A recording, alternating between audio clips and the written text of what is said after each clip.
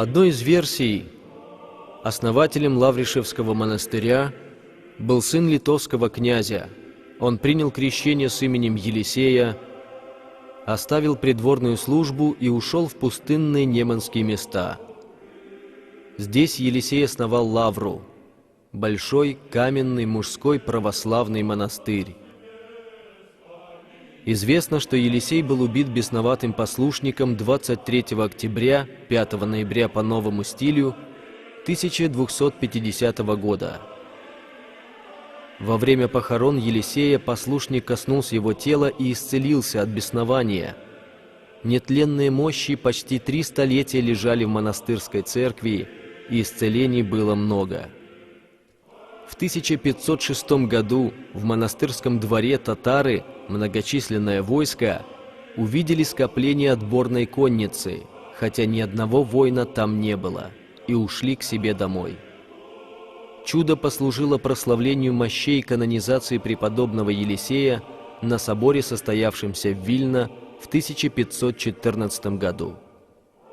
А 5 ноября 2014 года от Рождества Христова в Свято-Елисеевском Лавришевском мужском монастыре прошли торжества, посвященные 500-летнему юбилею со дня прославления преподобного Елисея, покровителя сей святой обители.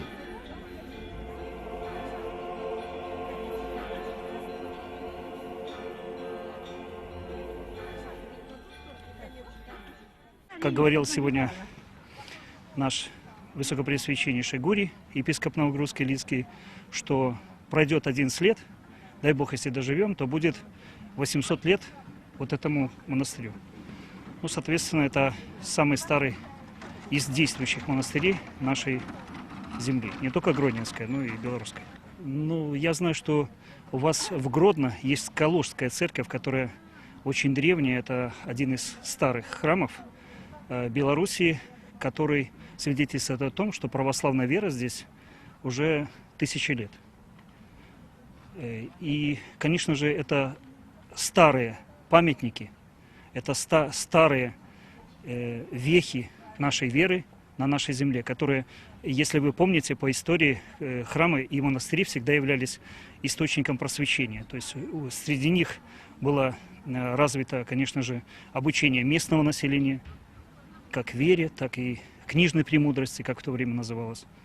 Но это дань минувшего. Но и в то же время это наша современная жизнь.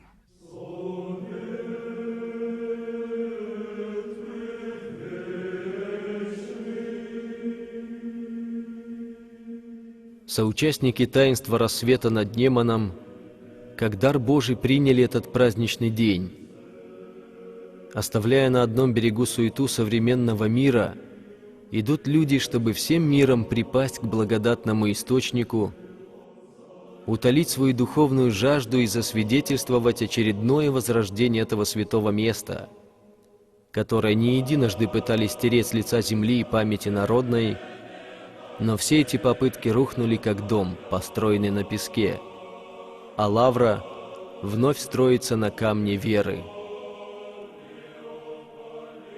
Сегодня в самом начале монастырского комплекса стоит входная брама с часовнями. Это первое сооружение, встречающее посетителей и паломников обители, которые перешли реку по деревянному мосту и двигаются по дороге к древней лавре. Часовни и центральную арку венчают 3 равновеликие барабана с золотыми куполами в честь Святой Троицы.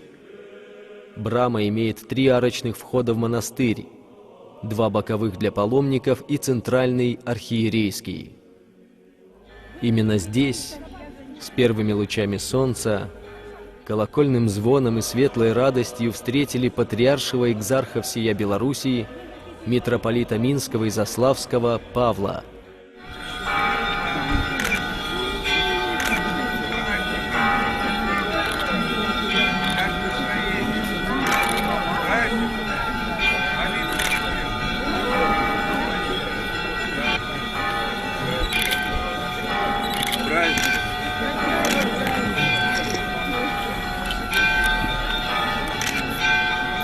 Дома у нас такие, что скажете? Воскресная школа. Воскресная школа. Наш владыка, вам поклон. Благословите труд наш милый. Белой лавры, ясный звон. И край наш тихий, повторение. Спасибо. Вот. Так, перед мои цветочки. Так, давайте я с вами поделюсь, ладно? Я так люблю цветы, прям, ну вот, ну, держи. Благословение. Так, ну давайте, малыши. Давайте. Я с малышами поделюсь, ладно? Держи, мама. Давайте, ой, так люблю цветочки. Давайте, а то мне так много одному, правда? Вот, всем цветочков. Ой. Держи, маленький. Вот.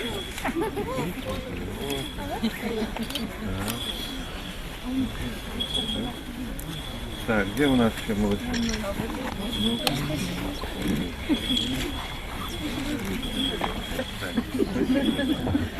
Пойдемте молиться. С праздником всех! С праздником всех!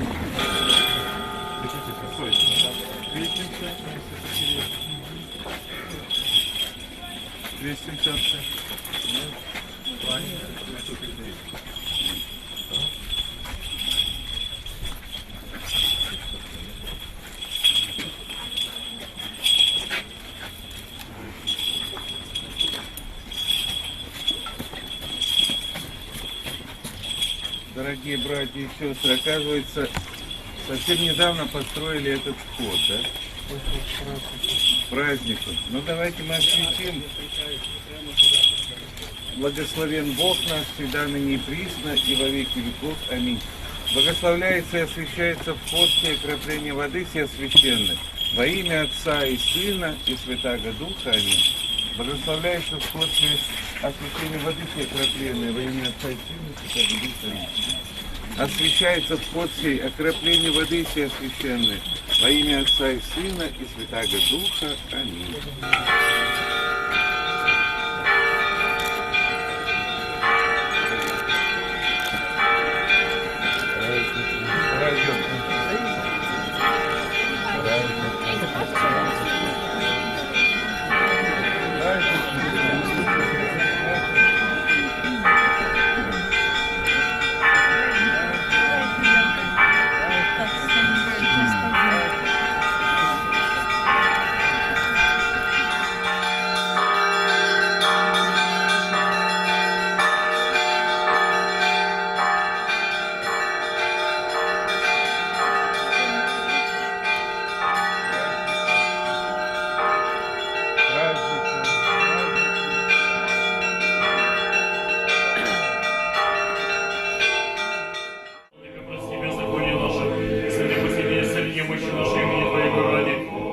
Владыка возглавил праздничную божественную литургию в храме в честь преподобного Елисея Лавришевского.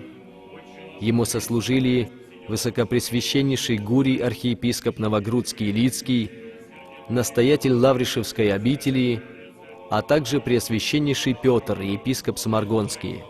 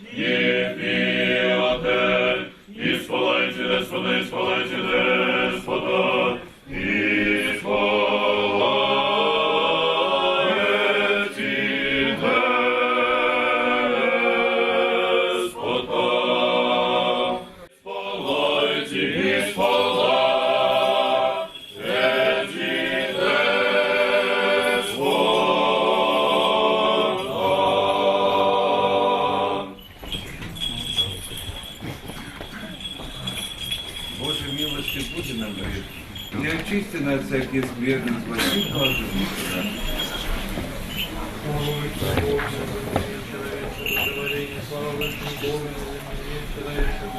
Господи, усни наша отверждыша и уста наша возвестят Твое. Время сотворите, Господи, высокопреосвященнейший Владыка, благослови. О богохранимой стране нашей, властях, воинстве и народе ее, Господу помолимся. О святе обители сей, веси сей, всяком граде, стране и веры живущих в них, Господу помолимся. О благорастворении воздухов и изобилии плодов земных и временных мирных, Господу помолимся.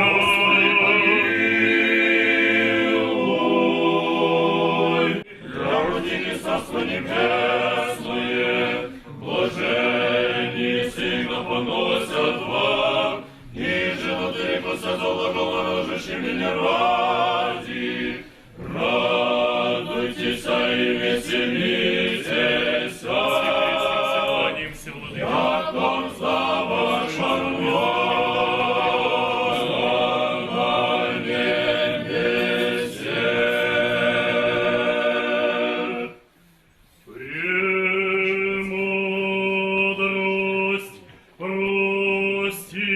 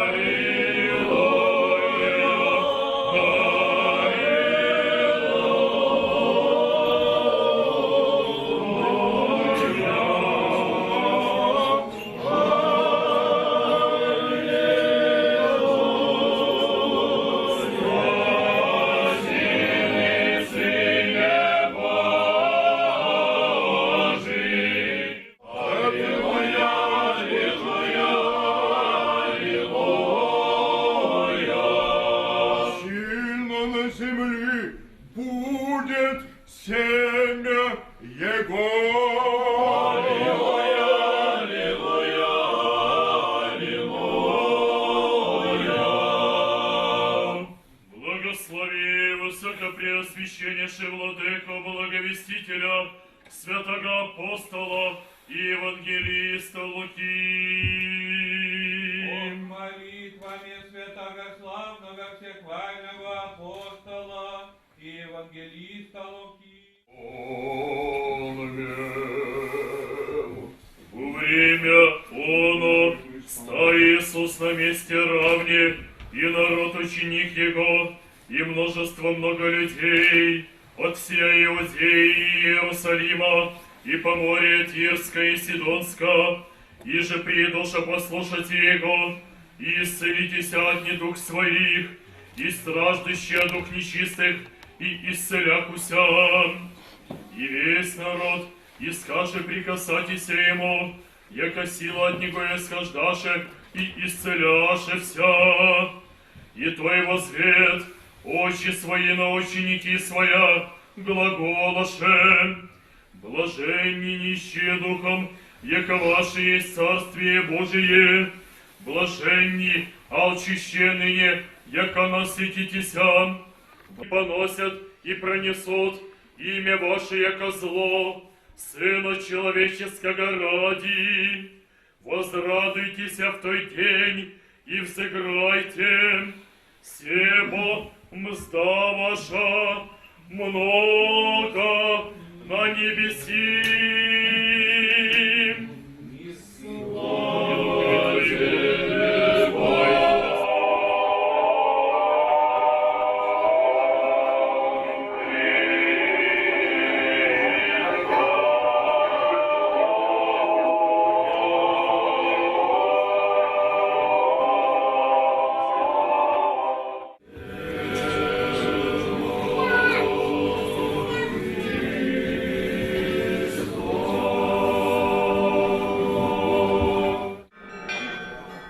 По завершении божественной литургии митрополит Павел поздравил всех гостей и паломников с праздником и особенно отметил яркое изображение полноценности церкви, которое выразили приезжие своим многочисленным присутствием. Ну, мы здесь бываем, к счастью, иногда. Это для нас тоже очень близок и родной монастырь. Мы прихожане Свято-Рождества Богородичного, Ставропигального, Женского, Гродненского монастыря. Вот в наше время, так хорошее время, богатое время, очень много людей, которые страдают. Они страдают духовно, физически, морально, материально. И вот здесь, в этой глубинке, к счастью, вот нашлась вот эта местина, на которой будет устраивается богадельня. На сегодняшний день это очень редкие места, и где это осуществлено, где это есть для таких людей. И вот хочется пожелать, конечно, и также и принимать участие, и трудом, и копейкой. Я тоже стараюсь сюда вечное подавать. Всех призываю. Очень недорого здесь, да. Вот, чтобы состоялось это, чтобы эти люди тоже обрели, вот, они как-то, получается, к сожалению, далеки, и вот здесь они, чтобы нашли вместе с приютом, с теплом и с едой Бога. Вот, дай Бог, чтобы это сбылось. Низкий поклон тем, кто принимает участие в этом, ну, руками, копейкой, словом, молитвой.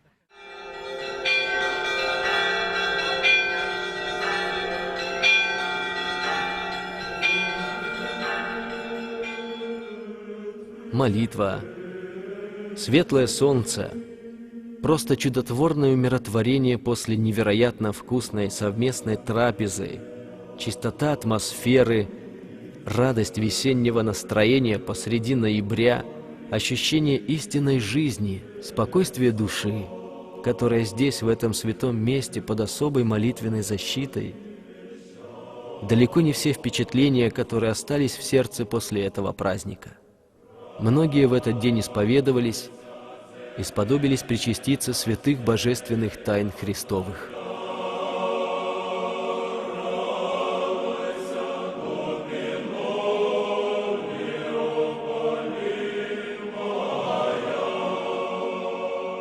Вчера патриарх был в Новогрудке, там тоже была служба с его участием. Вот.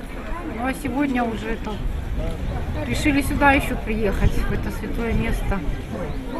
Ваши ощущения от этого праздника, мысли? Ощущения, это вообще, не знаю, прям душа радуется, такое вот умиротворение внутри. Я сегодня исповедалась, причастилась, поэтому ощущения, конечно, самые, наверное, высшие, что бывает. Вот. Я рада, что сегодня еще сюда приехала. Праздник у вас с причастием святых Христовых тайн. Что бы пожелали обители? Обитель, вот, мы в том году еще приезжали, как бы тут планы такие большие у них вот, по благоустройству. Вот хочется, чтобы все это быстрее воплотилось.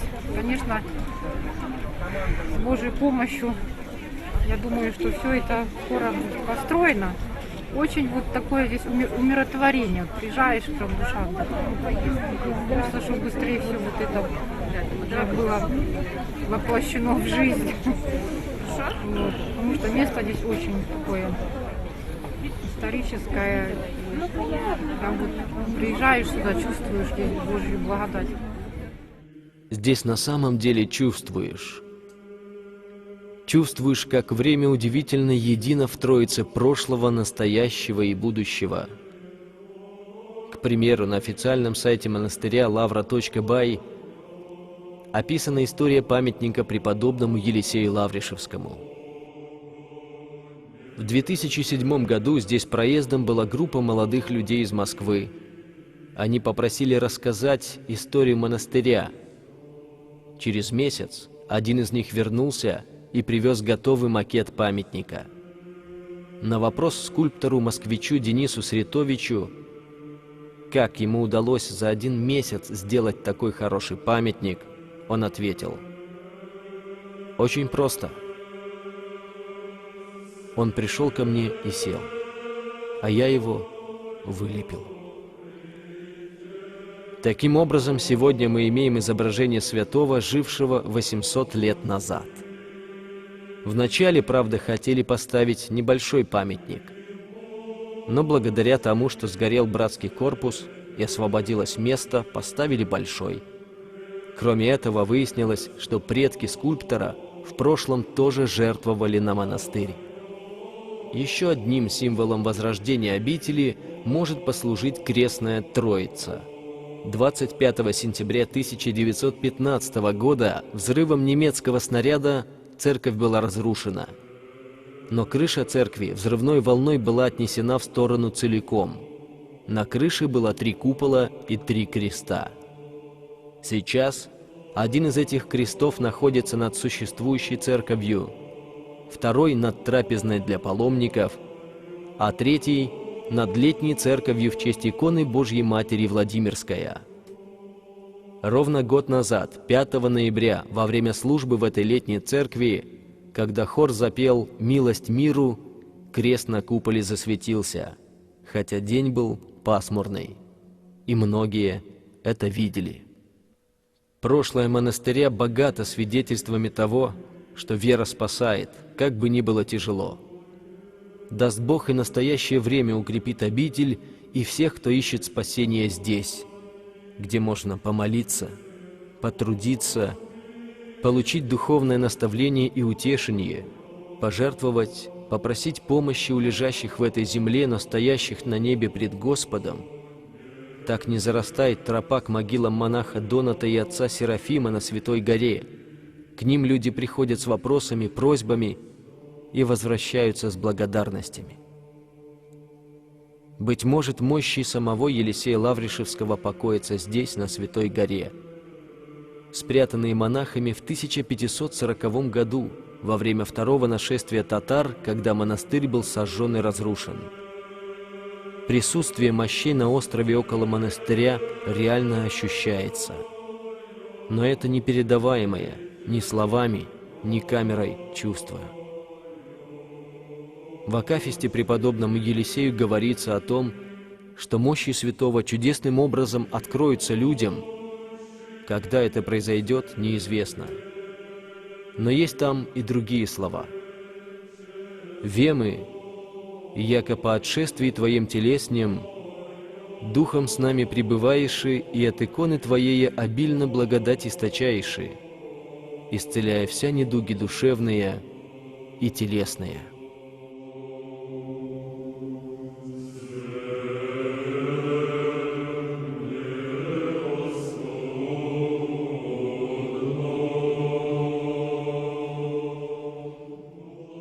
В сегодняшнем дне, в праздновании 500-летия прославления Елисея Лаврушевского, многочисленные люди сами получили присутствие его и молитву, и он сам присутствовал с нами в этот день.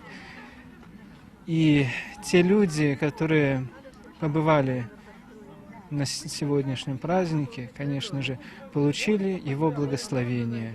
И этот праздник останется в наших сердцах еще много-много лет. И дай Бог, чтобы не меньше людей было и через 500 лет, когда, даст Бог, будет здесь возрождаться лавра, потому что строительство идет крупное, и люди стараются помочь. И, конечно же, многие люди получали помощь от самого Елисея Лаврушевского. Всех с праздником, с Богом, и благословение Божие, и благословение даст вам сам Елисей Лаврушевский. С праздником! Радуйся, избранный прежде рождения своего возлюбленного. Радуйся, вспомненный веком божественные благодати. Радуйся, благочестие Божьей душе и возлюбленный. Радуйся, целомудрие, яко камень дорогий сохранивый. Радуйся, из благами Божьей скоростью устремись.